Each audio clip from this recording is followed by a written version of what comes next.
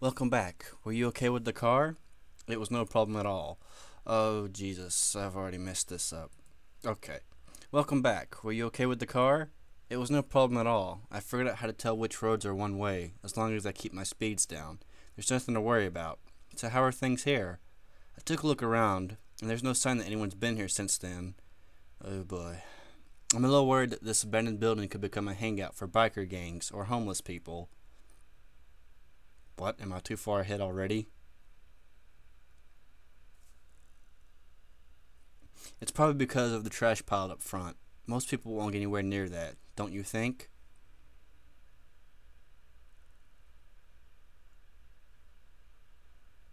Okay, me, press the button. Hmm. Press it again. But press it. No, this is okay. It doesn't bother me at all. I rather like it. In fact, well, suppose that normal people wouldn't. So, how was your shopping? Did you find something good? Oh boy. I'm so angry about this. I sure did.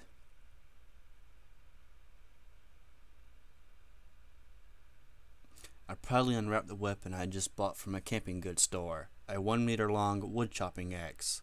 I chose the biggest, sturdiest one I could find.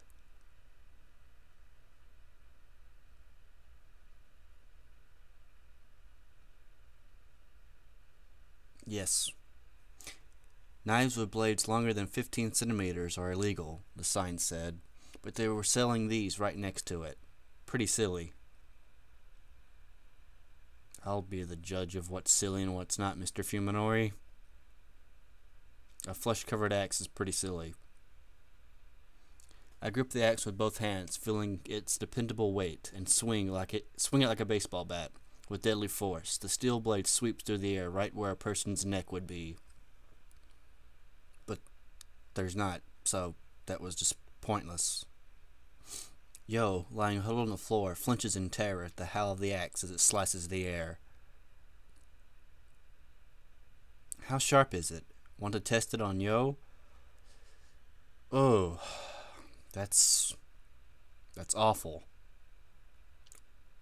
You're a terrible. You're not even a human being. Don't look at me cutely like that. No, that'd be a little fucked up. That's the word I would use. Definitely wasn't expecting Sire to say anything so brutal. Yeah, well, you should probably get used to that. You don't need to worry. Yo's new body can heal pretty easily from cuts and such. Because she is now Wolverine. Oh, it's really. Even so, I'm sure it'll still hurt. Oh, yeah, I guess you're right, Saya replies, as though it had completely slipped her mind. 'Cause she's a stone cold bitch. I really. Mm. But, she continues, smiling bashfully at the obvious Yo, her voice, when she's in pain, is pretty adorable, don't you know? Yeah. No. Well, I just wouldn't feel right cutting a human with an axe. As you know, most people with a conscience wouldn't do. Even if you do have dog ears for hair. Please click the button. Really? Then what about Koji-san? What the fuck about him? That's simple. It should be obvious, but I guess that Saya still doesn't understand. I hate doing this to get away. I don't see him as human, so I'll have no trouble chopping him up or crushing him to a pulp. Like orange juice. That really makes a difference? Why wouldn't it? Yeah, humans have a conscience after all. Fumino sure the fuck doesn't. Oh man, this is so behind. Okay. No matter how much you hate someone, you can't help but think twice about killing them. And that's how I'll win. Blushy face. Okay, press the button. Really? Sai seems awfully subdued. I guess she's concerned about what'll happen when I have it out with Koji. He's bigger and stronger, so I might not have much of a chance of beating him in a straight-up fight. Probably not. You can push him down a well, though. But what's just slaying a monster to me is murder to him. This is big. He'll definitely hesitate at the last moment. Yep. Don't know what I was saying here, but I can press the button now because I'm not saying it now. Camtasia, why'd you shit on me? I'm a little worried, you know, Saya says softly, staring at the floor with unusual gravity. With that kind of psychological warfare, nothing is certain. You know what is certain? There's fucking guts everywhere. That's certain. And you have weird strings. She raises her head and looks straight at me. Hey, don't you think it'd be better if I hunt him? That would certainly make things a whole lot easier. 'Cause you're like fucking predator. I appreciate Saya's consideration, even though it could be interpreted as her having no faith in me. She's still putting my safety above hers. Nevertheless, I can't accept her heartfelt suggestion. With your strength, you might not be able to overpower a girl like Yo, but I think it'd be hard for you to take down a guy. That's sexist. Someone should tell Reddit. 'Cause they are the feminism police. Not that there's anything wrong with that. The bitter memory of Saya being raped by Suzumi is still fresh in my mind. Saya falls silent for a moment, seemingly to understand what I'm thinking, but then comes right back to stubbornly press her case. My first surprise attack against that man went fine, though. Most humans go limp as soon as they see me, you know. By their dangly parts. 'Cause when a penis isn't erect, it just flops. 'Cause she's like a child. Who would be into that? It was the same at the hospital. You're the only one who was able to talk to me. You pedo. Also, I used to be a boy. Well, I guess you have a point. In your pants. Why am I making these jokes? I can't imagine it personally, but I suppose it's possible that Sai's appearance is shocking enough to make someone lose their morale. Which, yes, Suzumi was able to gain advantage because he had the same condition as me, which let him see Saya as a cute girl. Fear doesn't necessarily make people weaker, however. Depending on the situation, it can even send someone into a berserk rage and make them harder to put down. In other words, such a tactic would be the same, uncertain psychological warfare that Saya is worried about. Alright, Saya, how about this? It's a pizza. I brought it for you. When I tell Saya the new plan that just popped into my head, her gloomy expression instantly becomes a bright smile. She had a gloomy expression? Oh, there we go. That's cute. That's perfect. You're so smart, Fuminori. But Dee Downey isn't because his Camtasia fucked up and now he has to do this. Not really. It's not really a great plan, but I guess the fact that it lessens the risk for me is enough to excite her. She's so easy to please, but that's cute too. Close your fucking mouth. Thank you. So when's Koji-san coming? All over your face. I don't know. He'll call sooner or later, and then I'll lure him here and finish him. Sexually. I'm kind of ruining the mood of this. I'm sorry. I just don't want there to be any awkward pauses in between. Koji will definitely come. I know that he won't leave Saya and me alone. That should be Saya and I. We could just keep running now that we've started, but I want to eliminate Koji as soon as possible. And then I have an awkward pause because I have nothing to say there. Awesome. Also, she has strings on her dress. It's really bothering me. I don't look at these things when I'm not reading them. Therefore, when he contacts me, I tend to meet with him unless it's an obvious trap. I'm not going to make that joke. We're finally going to get another human's meat. But it's just going to rot here. There's no refrigerator. No, there isn't. There's guts. And awkward pauses. And this is going to be a shitty recording. Why don't we use it to trap other animals? It could be bait for stray cats, or crows, or elephants, or alligators, or rhinoceroses, or dinosaurs. That's too dangerous. If they somehow get away with the meat, someone might find it and make a lot of trouble. Isn't that a board game? I don't know, but that leaf needs to move so I can keep reading. I see. That's true. Jesus, me in the past, hurry up. Humans are extremely dangerous, and their filthy, stinking bodies make me sick by just being nearby. Ironically, however, nothing tastes better than their meat. I truly regret having to leave behind everything in our refrigerator.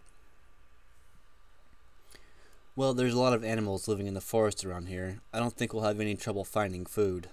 Quit looking to the right. It makes you look like you're stupid. I'm standing in front of you. Not over there. Directly in front of you. We have 3 mouths to feed, you know. Are you sure? I'm still not standing over there. There you go. Leave it to me. I may not look it, but I'm good at hunting. I'll be sure to get lots for us. She's good at hunting because she's Cthulhu. Just saying. Most elder gods are good at that. Okay, looks like you're going to be the breadwinner in this family. Also, co-rapist. Because let's face it, that's what you've done.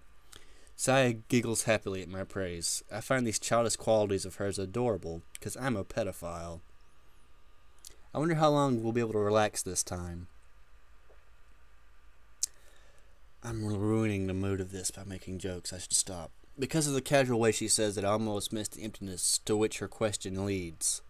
How long, I wonder. Saya's right. This won't last forever. No matter how safe this hideout might seem, we will have to abandon it eventually, just like when I failed to silence Koji. The slightest mistake could put our life together in jeopardy. Good show. Some dumb kids might decide that this old ruin is a good place to test their courage, or this land might be targeted for new development. In order to be together with Saya, I have chosen to live differently than other people. We will probably never be able to find peace in this world teeming with humans, not unless we somehow escape from it. In a UFO? I think it'll be a long journey. I pull Saya into my arms and fold my hands around her slender shoulders, then whisper, I'm gonna fuck you tonight. But life is like a journey anyways. Nothing stays the same forever.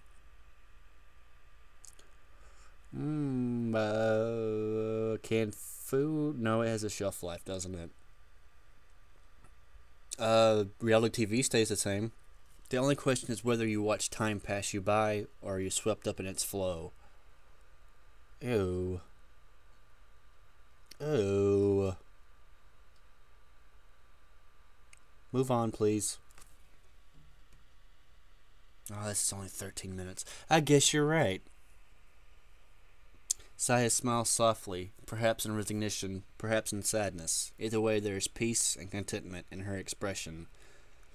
She had that when you walked through the door. We'll be together, though, so I'm not lonely. You're not either, are you? I don't know. Maybe. Possibly. Please click. No. I have no regrets. As long as I can hold Saya in my arm, I will gladly pay any price. And besides, she adds brightly, as though trying to cheer me up, I know that one day we'll be able to live without hiding from people. I can promise you that. You're promising a lot of fucking things, lady. I don't know how many of them you can carry out, but shut up, dog. It sounds like a fairy tale, but for some reason she seems almost absolutely certain. That day might be tomorrow, or it might be far off in the future. Could be today, could be tomorrow, could be 3 tomorrows. I don't know when the sign will come. It's my first time, after all. Wait, what? That they're safe. Okay. I'm a little bit scared. I have no idea what Sia's prophetic words mean, but this isn't the first time that she said or done something mysterious. She's performed unbelievable miracles a number of times. Ugh, I wouldn't call those miracles. So, there's hope for us too? And how much time? Yeah, Saya nods cheerfully.